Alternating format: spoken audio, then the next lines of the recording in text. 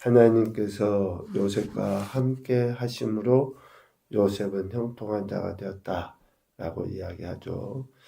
요셉이 애굽 사람의 집에 있을 때에 요셉의 형통함을 그 주인이 본 거죠. 하나님께서 요셉과 함께 하심을 보며 또 하나님께서 요셉의 범사에 형통하게 하심을 보았다라고 39장 3절에서 분명히 이야기합니다. 하나님의 함께 하심의 표면적인 증거가 뭔가 하나님이 함께 하신다라고 하는 것이 또 어쩌면 능력이 뭔가 살펴보면 요셉은 꿈을 해석하는 능력이 있었던 거죠. 여기에서 하나님의 함께 하심의 표면적인 증거다라고 할 때에 그 표면적인 증거로 표현할 수 있는 것이 요셉이 꿈을 해석하는 것. 그러니까 꿈 해석은 결국 하나님의 능력이라는 것을 알 수 있죠.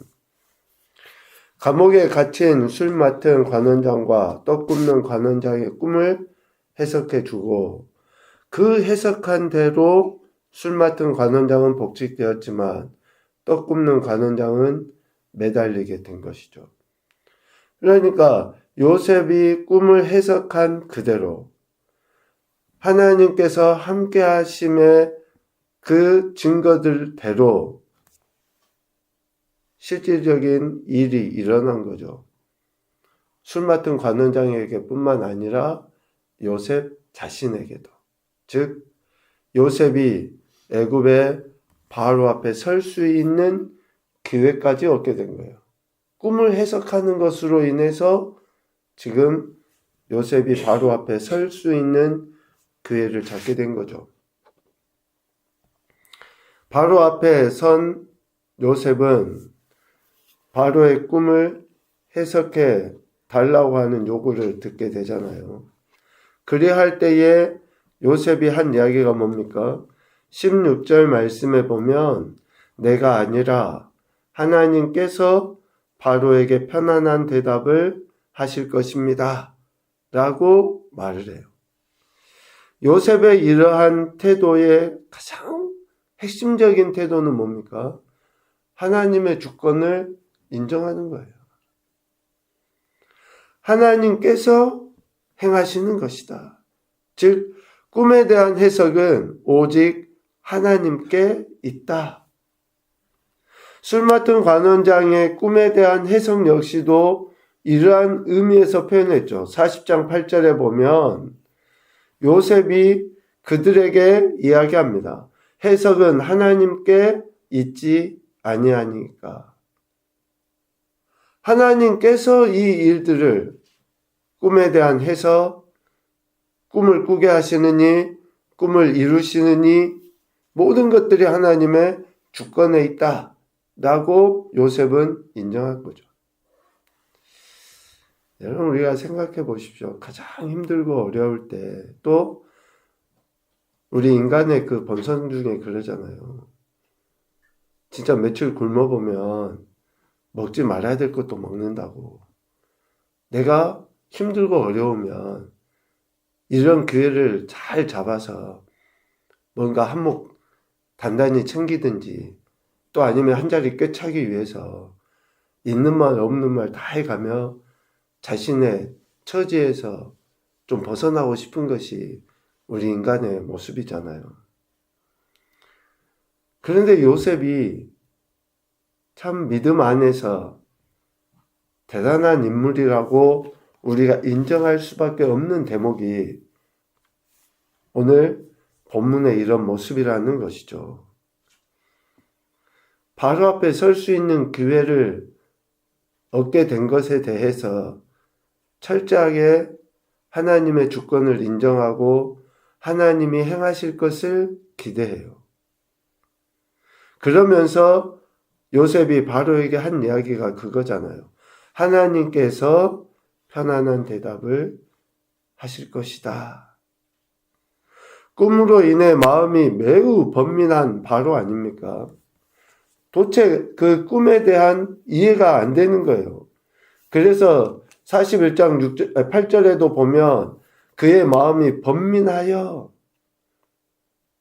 생각이 많고 괴롭다는 거예요. 몹시.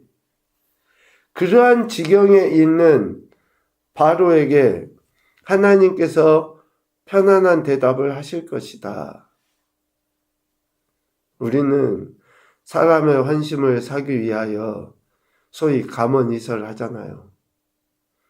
달콤한 말로 내 이익을 챙겨보고자 뭔가 그 사람, 상대방의 마음을 얻으려고 하는 행태를 보이지 않습니까? 그런데 요셉은 그렇지 않은 거죠. 매우 번민해 있는 최고의 지도자 앞에서도 자신의 이익을 위해서가 아니고 그의 환심을 사기 위해서가 아니라 하나님께서 이 일들을 이루실 것이다. 즉 바로에게 편안한 마음을 주실 것이다. 라고 이야기하는 것입니다. 바로를 편안하게 하시는 이가 하나님이시다. 라고 하는 것을 이야기하죠. 결국 요셉은 바로가 꾼 꿈이 하나이고 그 꿈은 하나님께서 바로가 통치하는 애굽 땅에 반드시 이루실 것이다. 이루실 일이다. 라고 하는 것을 바로에게 꿈으로 보여주신 것임을 확신하고 이야기합니다. 오늘 25절 이하의 읽은 내용 속에서 그 이야기를 하죠. 바로가 다스리는 애굽 땅에 하나님이 반드시 하실 일에 대해서 바로의 꿈을 통해 보여주신 것이다. 7 좋은 남소는 7회이고 7 좋은 이삭도 7회. 그리고 후에 올라온 파리하고 흉한 7소는 7년. 동풍에 말라 속이 빈 7 이삭도 7회 흉년이라고 이야기합니다. 애굽 온 땅에 7회 동안에는 풍년이 있을 것이고 7회 풍년이 지나고 난 이후에는 7회 큰 흉년이 들게 될 것이다. 그 흉년이 얼마나 큰지 이전에 7회 풍년을 다 잊어버리게 될 만큼 큰 흉년, 기근이 들게 될 것이다. 라고 29절부터 31절까지 이야기합니다. 이렇게 바로가 꿈을 2번 겹쳐 꾼 것은 하나님께서 이 일을 반드시 그것도 속히 행하실 것이다. 라고 32절에 이야기해요. 하나님께서 행하실 것, 반드시 하나님이 이루실 것. 그러면 어떻게 해야 됩니까? 이제 대비해야죠. 하나님께서 하신다고 하는 것은 틀림없이 이루어지잖아요. 7회 풍년만 이루어지기를 기대하십니까? 아니요. 7회 흉년도 하나님이 하신다고 하면 이루어지는 거예요. 우리는 좋은 것만, 내가 기대하는 것만, 바라는 것만 이루어지기를. 그런데 하나님이 하신다고 하신 더 큰 흉년도 반드시 이루어지게 된다. 그러므로 33절 이제 바로께서는 하면서 요셉은 그 꿈에 대한 대처의 방법까지 제시해 줍니다. 36절까지. 하나님이 반드시 이루실 일이기 때문에 이것을 준비해야 된다. 여러분, 지혜로운 사람과 어리석은 사람의 차이가 뭡니까? 똑같이 듣기는 들어요. 그런데 듣고 행하는 사람이 지혜로운 사람이고, 들었음에도 불구하고 아무 준비하지 않는 사람은 어리석은 사람이죠. 하나님의 말씀이 들려질 때 그 말씀을 듣고 행하는 자가 지혜로운 자예요. 오늘 바로에게 요셉이 그것을 이야기한 거예요. 하나님께서 하실 일을 이제는 듣잖아요. 그러면 명철하고 지혜 있는 사람을 택해서 이렇게 앞으로 일을 준비해야 된다라고 권면한 것이죠. 요셉이 바로에게 이러한 권면의 이야기, 앞으로 있을 풍년과 흉년에 대비하라고 제안을 합니다. 요셉은 꿈 해석하는 것에 그치지 않고 구체적으로 앞으로 국가적인 위기 가운데 어떻게 대처해야 하는지 그 방법을 제시함으로 인해서 하나님이 함께 하시는 자로서의 지혜를 나타내 보입니다.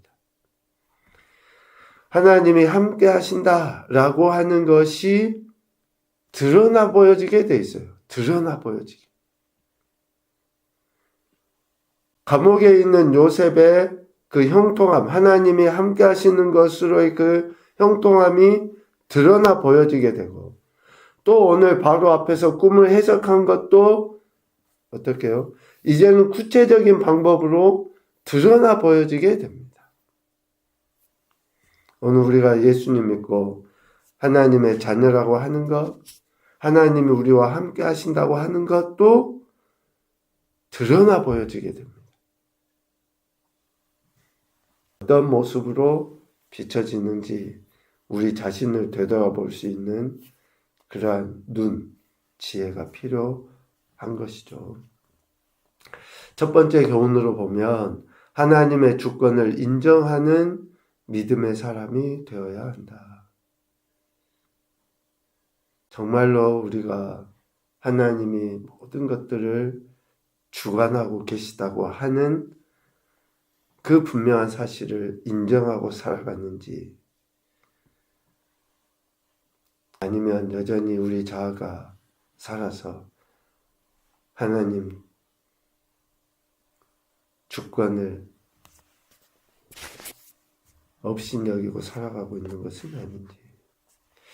두 번째, 하나님의 뜻하심을 깨달아 알 수 있는 영적 민감함이 있어야 한다. 영적 민감함은 하나님의 말씀을 통해서 우리에게 가르쳐 주시는 것에 대한 깨달음입니다. 세 번째, 하나님의 뜻하심이 삶의 실제가 되도록 지혜를 구하자. 삶의 실제가 되도록, 드러나 보여지도록 우리가 지혜를 구하는 그런 태도가 있어야 될 것입니다. 오늘 요셉은 바로의 꿈을 해석해주고 지혜를 발휘하여서 하나님이 어떻게 하라고 하시는지까지 구체적인 그 처방까지 내리죠. 오늘 우리의 신앙과 삶의 현장에도 하나님의 함께 하심이 드러나 보여져서 하나님의 영광도 나타나시고, 또 특별히 믿지 아니하는 어리석은 인생들 가운데 올바른 길을 제시하는 격복된 한날이 되시기를 주님의 이름으로 축복합니다. 아멘.